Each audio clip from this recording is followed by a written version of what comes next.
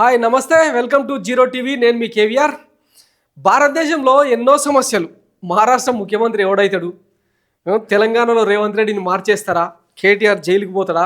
పుష్ప2 టికెట్లకు రేట్లు ఇంత ఇంత పెంచడం ఏంది? మా ఆస్తులు మొత్తం లాగేసుకుంటారా? రాసిచ్చేసేయాలా? ఆంధ్రప్రదేశ్లోనేమో ఇక డేటా బ్రీచ్. ఇట్లా దేశంలో అంటే ఒక్కొక్క రాష్ట్రంలో ఒక్కొక్క సమస్యతో రగిలిపోతూ ఉంటే కేంద్ర ప్రభుత్వం ఏమో ఎన్డీఏ సర్కార్, ఎందుకంటే హ్యాట్రిక్ విజయాన్ని ఇచ్చినాం కదా, అంతులేని అపరిమితమైన అధికారం ఇచ్చినాం కదా దేశ ప్రజలుగా. సో ఇక ఈ అడ్వాంటేజ్ని తీసుకొని చీకటి దెబ్బలు కొట్టేందుకు ప్రిపేర్ అయిపోయిందనమాట. దాని తాలూకా ఎఫెక్ట్ ఏందన్నది రేపటి డిసెంబర్ 21న జరగబోయే జిఎస్టీ కౌన్సిల్ సమావేశంలో తేలబోతుందన్నమాట. ఇప్పుడు ఈ జోలెంత ఎందుకంటే మా రక్తం దాగు నిర్మలమ్మ 35% జిఎస్టీ హైక్. సో ఇప్పటిదాకా భారతదేశంలో 0, 5%, 12%, 18%, 28% ఇట్లా 5 స్లాబుల్లో జిఎస్టీ స్లాబ్స్ ఉంటాయి కదా. ఇప్పుడు కొన్ని ఎత్తేసి అంటే 5%, 12% ఎత్తేసి 18% ఎత్తేసి 28, 35% జిఎస్టీ స్లాబ్స్ మాత్రమే పెట్టే కుట్రగా దీన్ని అభివర్ణిస్తూ ఉన్నారనమాట. మనం దేశంలో ఏమైపోయినా మనం పట్టించుకోం కదా, కానీ సోషల్ మీడియాలో ఇంగ్లీష్ పత్రికల్లో పెద్ద ఎత్తున కథనాలు రాసిర్రు. యాక్చువల్గా ఈ స్టోరీ చేయాలనుకున్నప్పుడు ఇదే డైలాగ్ పెట్టి మా రక్తం తాగు నిర్మలమ్మ అని జ్యూస్లో అంటే రక్తంలో స్ట్రా వేసి పెట్టమని చెప్తే మా గ్రాఫిక్ డిజైనర్ ఆ పని చేయలే, యూట్యూబ్ స్ట్రైక్స్ వస్తాయని చెప్పి. సో ఒకసారి దీనికి సంబంధించిన స్టోరీ ఏంటన్నా చూసే ప్రయత్నం చేద్దాం. ఏ ఒక్క తెలుగు పత్రికలో కూడా అన్ని మన భారతదేశంలోనే అత్యధికంగా ప్రింట్ మీడియా, ఎలక్ట్రానిక్ మీడియా ఇవన్నీ ఉన్నాయి కదా, ఏ ఒక్క పత్రికలు కూడా ఈ కథనం రాలే. తెరిచి చూస్తే చూడండి, 35% GST slab in the works, A look at GST bonds and how they are decided. The government is planning to raise goods and service tax on selected goods such as cigarette, tobacco products and aerated drinks by introducing a new slab of 35%, sources said. The report impacted the markets on Tuesday with shares of cigarette company ITC and aerated drinks Varun Beverage witnessing a dip. So government ఈ నిర్ణయం తీసుకోబోతుంది అన్న ఒకే ఒక grape wine కారణంగా ITC అంటే మొత్తం tobacco ప్రొడక్ట్స్కు brand image ఉంది కదా, ITC తర్వాత ఏరేటెడ్ డ్రింక్స్ డిస్టిలరీస్లో ఉన్న వరుణ్ బెవరేజెస్ లాంటివి వాటి షేర్స్ అమాంతం పెరిగిపోయినాయంట దెబ్బకు. Ahead of the GST council meeting a group of ministers అంటే GOM on GST rates rationalization completed its report which proposed major adjustments to tax rates on 148 items. So మొత్తంగా 148 రకాల వస్తువుల మీద జిఎస్టీ స్లాబ్ను 28% నుంచి 35%కు తీసుకుపోయేందుకు అంతా తెర వెనుక తతంగం మొత్తం పూర్తయింది.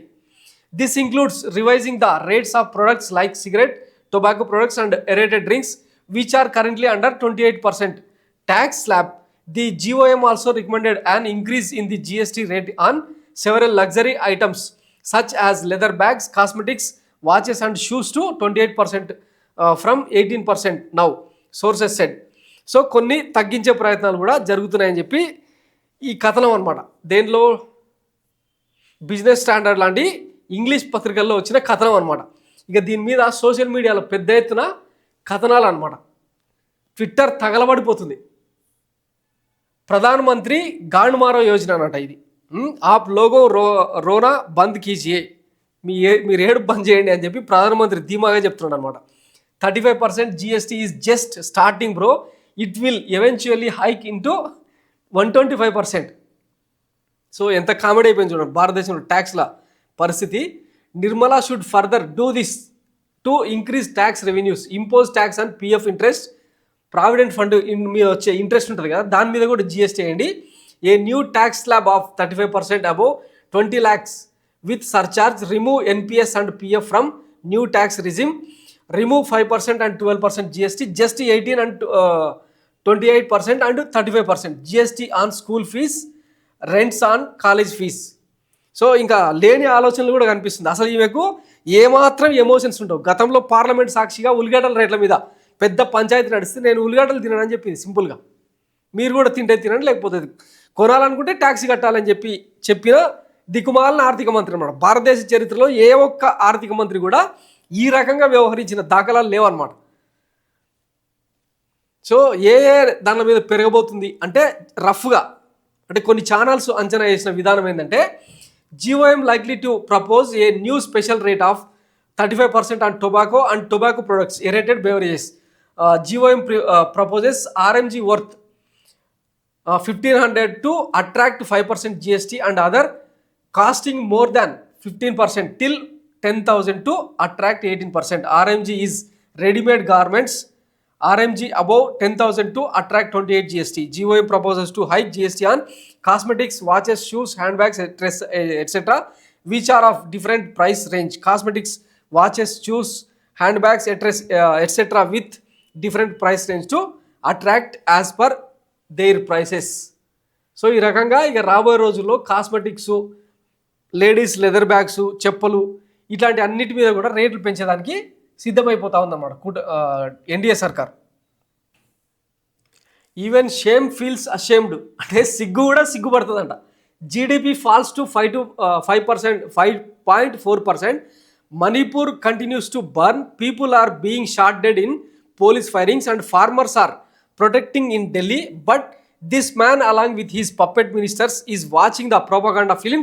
The Sabarmati report made to convince people that Narendra Modi has nothing to do with the 2002 Godhra program. So దేశం ఇట్లా తగలబడిపోతుంటే ఎన్నో సమస్యల మీద ఈయననేమో ది సబర్మతి రిపోర్ట్ అనే ఒక సినిమాను చూస్తూ ఎంజాయ్ చేస్తున్నారు అనమాట. దేశానికి ఏం సందేశం ఇస్తుండు? ఈ సబర్మతి రిపోర్టు ఏం చెప్పిందో చూడండి, గోద్రా అల్లర్లకు సంబంధించి ఆ బ్యాక్ ఎండ్ ఏం జరిగింది, ఆ మారణ హోమం అన్నది మర్చిపోండి అని చెప్తున్నారు అన్నమాట. 35% GST is just starting bro, I will eventually hike it into 125%.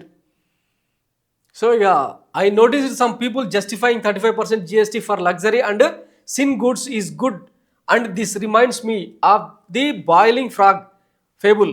If a 35% tax becomes the standard, then a 28% tax will start to feel like the new normal. Congratulations, we all are getting slowly cooked. So మనమంతా వంటకు సిద్ధమైపోయాం అనమాట. Women after 35% GST in cosmetics. రేపు పొద్దున ఆడవాళ్ళ మొహాలు ఇట్లా కనపడతాయి అనమాట. అంటే మేకప్ లేకుండా చూస్తే ఇట్లుంటుంది కదా ముసలాళ్ళ మాదిరి, ఇట్లా తయారైతే ముందే ఊహించి పెడుతున్న మీమ్స్ అనమాట. What did she eat? Savings of middle class people. మధ్యతరగతి వర్గాల డబ్బులు తింటుంది అని చెప్పి మీమ్స్ అనమాట. నిర్మలమ్మ అందుకే మా రక్తం తాగు అని చెప్పి టైటిల్ పెట్టినాం. దీని మీద మీకు ఏమైనా ఆబ్జెక్షన్ ఉంటే కామెంట్ చేయండి కింద. నిన్న ఒక స్టోరీ అంటే అద్భుతంగా అనిపించింది అనమాట. ఇంకా 35% GST, IT 30%, GST 35%, ఇంకా ఏం మిగిలింది? 35%తోనే ముచ్చట పడాలా? అంటే 30% IT పోతే మరో 30% GST పోతే మిగతా 35%తోన అంటే 65% ట్యాక్స్ల రూపంలోనే దొబ్బేస్తే ఇక 35%తోనే ముచ్చట పడాలా అని ఉద్యోగులంతా ఫైర్ అవుతున్నారు అనమాట. ట్విట్టర్లో 35% GST trending. Group of ministers ప్రతిపాదనలపై గుస్సా. ఉక్కిరిబిక్కిరి చేస్తున్న GST ప్రపోజల్స్. ఎక్సర్సైజ్ బుక్స్పై తగ్గించి నోట్బుక్స్పై 12%, సిగరెట్లు పలు డ్రింక్స్పై 35% వడ్డింపులు. నిన్న ట్విట్టర్లో సిద్ధార్థ్ సింగ్ గౌతమ్ అనే ఒక వ్యక్తి పెట్టిన పోస్ట్ చాలా వైరల్ అయిందనమాట. నేను భారత్లో ఉండలేను, ఇక్కడి నుంచి శాశ్వతంగా వెళ్ళిపోతున్నా, 2025 నుంచి సింగపూర్లో స్థిరపడతాను, ఇందుకు సంబంధించి డాక్యుమెంటేషన్ జరుగుతుంది, ఇక్కడ రాజకీయ నాయకులతో నేను పోరాడలేను, ఇక్కడి కాలుష్య వాతావరణంలో జీవిస్తూ సర్కార్కు నేను 40% పన్ను కట్టలేను, ఒకవేళ మీ దగ్గర కూడా డబ్బులుంటే మీరు కూడా దేశాన్ని విడిచిపెట్టి వెళ్ళాలని సలహా ఇస్తున్నా. ఇంకా ఈ కొత్తెంగాలు ఉంటారు కదా బత్తాయిగాళ్ళు, దేశం మీద మీకు అభిమానం లేకపోతే, ఈ ట్యాక్సులు మీరు కట్టలేకపోతే పోయి పాకిస్తాన్లో సంసారం చేయండి అని చెప్పి ఉద్దర పోస్టులు పెడతా ఉంటారు అనమాట వాట్సాప్ యూనివర్సిటీలో. ఆయన ఎవడిచ్చిండ్రా హక్కు? మళ్ళీ మనం మనుశాస్త్రం గురించి, మనుధర్మం గురించి ఇవన్నీ చెప్తా ఉంటాం కదా. అర్థశాస్త్రాన్ని రాసిన కౌటిల్యుడే చెప్పిండు, ప్రజల దగ్గర డబ్బులుంటే ఆ రాజ్యం సుభిక్షంగా ఉంటుందని. మనం ఏం చేస్తున్నాం? ప్రజల దగ్గర ఉన్న డబ్బులు మొత్తం లాక్కొని ఖజానా నింపుకొని ఎవరికి కార్పొరేట్లకు పంచిపెడుతున్నాం. దీనికి బెస్ట్ ఎగ్జాంపుల్ మొన్న 10 లక్షల కోట్ల నిరర్ధక ఆస్తులను రైట్ ఆఫ్ చేసిన పరిస్థితి మన దేశంలో ఉందన్నమాట. ప్రతి ఏడాది 10,000 మందికి పైగా ఎవరు ఈ కార్పొరేట్స్ దేశం దాటెళ్ళిపోతుంటారు. ఇక్కడ రెడ్ టేపిజం, అవినీతి, రాజకీయ నాయకుల ఇన్వాల్వ్మెంట్ ఇవన్నీ నచ్చక మీరు మీ దిక్కుమాలిన పాలసీలు.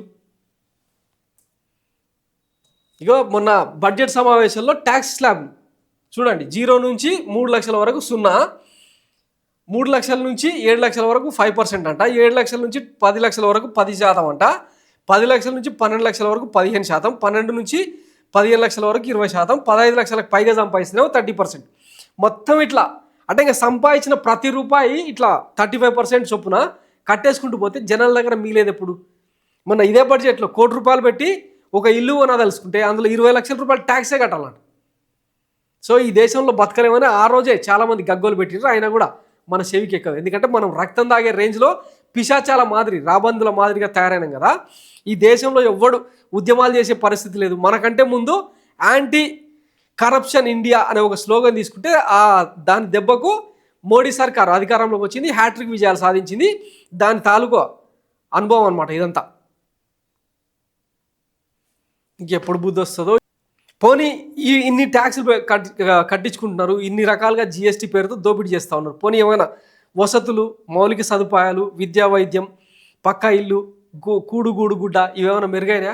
అది కూడా లేదు. మొత్తం కౌ డంగు ఇట్లాంటివి అనమాట మనం చెప్తున్న సబ్జెక్ట్. వాట్సాప్ యూనివర్సిటీలో ఇది నడుస్తూ ఉందన్నట్టు.